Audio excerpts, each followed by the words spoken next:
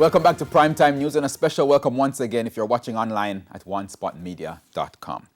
We begin this evening with a Primetime News follow-up. Hospital workers and patients are now breathing a bit easier as Jamaica received oxygen supplies to replenish the depleted stock at health facilities. Hospitals in Western Jamaica were among the worst affected. Although they have now received supplies, it may only last a few days. It was a frightening situation at hospitals on the weekend, with little or no oxygen at some facilities. Sometime after 1 Monday morning, medical-grade oxygen from overseas reached our shores. So we now have bulk supplies, and it is now being distributed throughout the trade. This morning when I reached the hospital, I speak for Corner Regional, we have had 94 cylinders that was distributed to the areas that require oxygen, and I was told reliable that their bulk source is coming from Kingston to replenish our bulk source.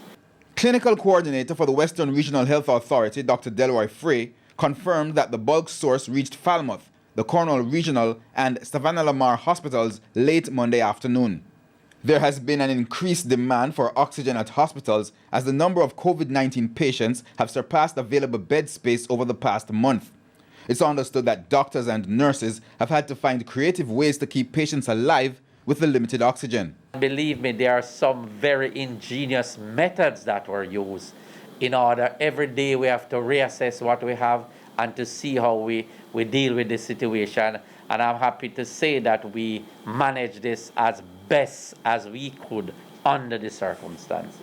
With positive COVID cases and related hospitalizations still increasing, the oxygen demand will not be easing anytime soon. Dr. Frey says Monday's supply will alleviate those concerns for at least the next 48 hours. We're going to ensure that these areas, once we get the supply from IGL, will be constantly replenished so that we don't go into any deficit as it concerns oxygen anymore. The health minister says another shipment of oxygen is expected later this week.